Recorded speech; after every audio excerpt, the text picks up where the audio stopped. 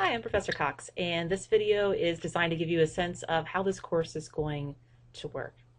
So the strange thing about this course that's also new for me is that it's a blended learning course. It's a 4-credit course that's only going to meet in the classroom 3 hours a week. And to make up for that extra hour of class time, I've designed online exercises for you to complete on your own. And the way I've structured this is that every class period will be built up and supplemented by these online exercises. So to some extent, it will feel to you like it's a course that just meets 3 times a week and you have to do a whole lot of work before each of those 3 class sessions. But the reality is, formally, it's a 4-credit class that I used to teach in 4 class sessions that I have now manipulated in such a way that we only meet 3 times a week and the rest of the time is online learning. What's my rationale for doing this? Well, to some extent, our dean is really into online learning, and so I jumped on board. He asked me to do this, and so you have him to blame and him to thank, regardless, depending how you feel about this.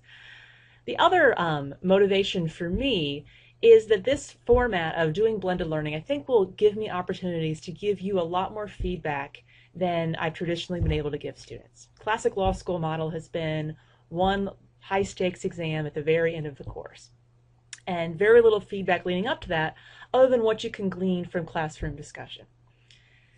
This course, the way I've designed it, it's going to give you feedback even before you get in the door of the classroom. You'll get a little feedback on your understanding of the course introduction. And so maybe I've gone a little bit too far in the other direction, you might think. But you're going to get a lot of feedback in this course through answering multiple choice questions that the computer will grade quickly for you, and also through writing more detailed essay answers that a team of teaching assistants is going to help me give you feedback on. So hopefully that will be a good experience for you. It's a new way of teaching this course for me that I'm excited about. I really think it has a lot of potential to improve learning outcomes and be really engaging for you. But I'm really looking forward to hearing your feedback on how this works for you, and then different ways I can tweak it moving forward. So I want to talk a little bit about the time commitment for this course. It's fairly substantial. And I'll start with the standard rule that I think you've probably heard from others about law school, that for every hour in the classroom, you're going to have to spend 3 hours outside of the classroom. Now, when you've heard this, you may have kind of said, oh, yeah, I've heard that kind of thing before, and set it aside, because I think in undergrad, a lot of people are told 2 hours outside the classroom for every hour in the classroom, and that's really not true for most undergrads. It certainly wasn't true for me, and my impression is that there are a few undergrad students who actually put in that kind of work to their undergrad courses. Usually they're easier than that. For law school, however, the 3 hours outside for every 1 hour inside really is true. And actually, for some students, they tell me it's more like 4 hours outside for every 1 hour inside. So it's a really substantial commitment of time. So, and hopefully you're already aware of that coming in. But I just want to sort of, to make sure you completely grasp how serious this time commitment is by thinking about how many credit hours you are taking this semester. You're taking 16 credit hours. So for each of those credit hours, 1 hour in the classroom, 3 hours outside the classroom, that adds up to 64 hours a week. 64 hours a week of very focused time on your studies. And so you're going to be pretty efficient with your time in order to, of course, balance other aspects of your life. And I certainly don't want you to set aside your family and your exercise and other things you need to do to keep yourself healthy. But you need to know this is going to be a substantial time commitment, and you're really going to have to be efficient to manage your time. So 16 credit hours total. A fourth of that is this course. Our course is a 4 credit hour course. And if we were teaching under the standard traditional format, if it wasn't a blended learning course, that would mean we would spend 4 hours in the classroom and you would spend 12 hours outside of the classroom. So that 3 hours per every credit hour in the classroom would end up being 4 hours in the classroom, 12 outside, for a total of 16 hours a week. For a blended course, you're also going to spend 16 hours a week. I'm not giving you more work just because it's blended. It's going to be the same amount of work, but it's going to be structured differently because we're only meeting in the classroom 3 hours a week. So the math ends up being a little bit different. 3 hours in the classroom and 13 hours outside of the classroom, because it's going to add up to that same total of 16 hours of time allocated to this class per week. It's going to feel perhaps heavier than your other classes because what this functionally will mean is for the time that we physically meet together, for every hour of physical face-to-face time we spend together, you'll do 4 1/3 hours outside the classroom. So the rule of thumb of 3 hours outside the classroom for every 1 hour in the classroom is going to be changed a bit, be 4 1/3 hours outside the classroom for every 1 hour in the classroom. But keep in mind, this is a 4-credit course, so it's going to be more work than your 3-credit torts course is, for example, because you've got an extra credit lurking there. Although I think they'll be easy to kind of forget that over the course of the semester, since you will only physically see me in the flesh up in front of the classroom 3 times a week. But keep in mind that this is a 4-credit course, and that's why the workload outside of class is going to feel fairly demanding. All right, the next thing I'd like to do is show you the learning management system that we're going to be using for this course. And I'm new to this learning management system. It's maintained by the University of Dayton.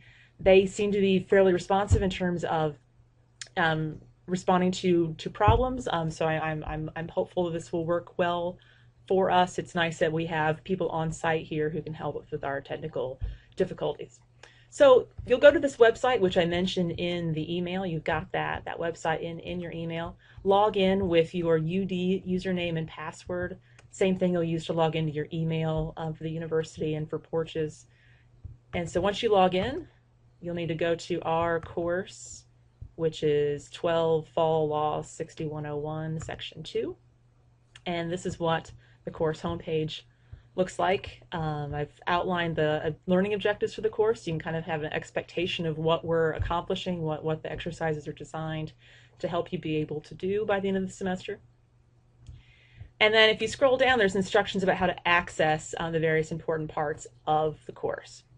And basically what this points you to is to the options over on the left side of the screen. And you can go through this at your leisure. I'll highlight some things for you quickly. The most important document for you is the schedule.